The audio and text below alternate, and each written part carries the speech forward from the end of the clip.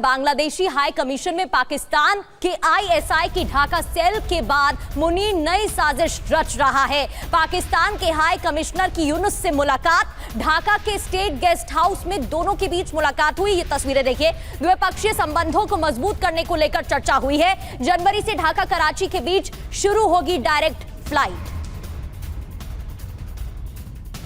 सामने आया है पाकिस्तान के डिप्टी पीएम का कबूलनामा। ऑपरेशन सिंदूर में नूर खान एयरबेस को नुकसान पहुंचा। आसिम मुनीर ने फोन पर इसकी जानकारी दी। इशाक डार ये कह रहे हैं भारत ने 36 घंटों में 80 ड्रोन दागे थे।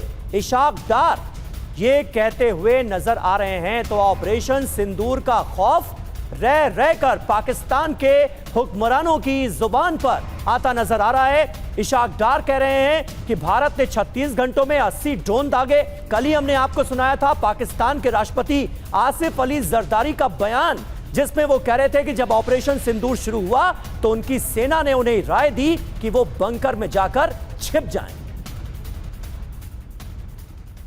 तो ऑपरेशन सिंदूर पे पाकिस्तान का कबूलनामा। ऑपरेशन सिंदूर पर पाकिस्तान ने कबूल किया भारतीय सेना की बमबारी से छिपने को मजबूर, बंकरों में छिपने को मजबूर हो गए थे। ये जरदारी की तरफ से कबूल किया गया है। बड़ी बात, सेना ने मुझसे बंकर में छिपने को कहा था।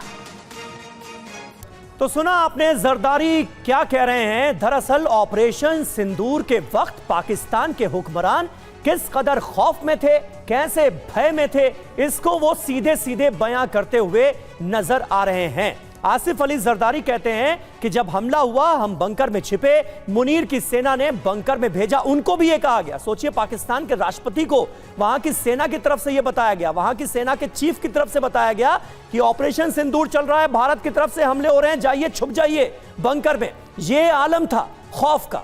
और दूसरी तरफ इशाक डार डिप्टी पीएम है पाकिस्तान के, वो कह रहे हैं कि नूर खान एयरबेस पर अटैक हुआ, वो दहल गए थे, भारत ने पूरा एयरबेस तबाह कर दिया।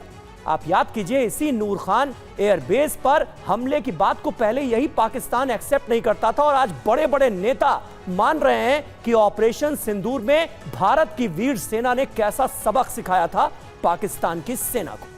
तो भारत ने तो कई बार सच्चाई दिखाई है, आईना दिखाया पाकिस्तान को, लेकिन वहां के खुद नेता इस बात को कबूल कर रहे हैं। पाकिस्तान को भारत ने फिर दिखाई है औकात। चिनाब नदी पर भारत बनाएगा हाइड्रो प्रोजेक्ट। पाकिस्तान ने सिंधु जल समझौते का उल्लंघन बताया। 260 मेगावाट तक बिजली पैदा होगी।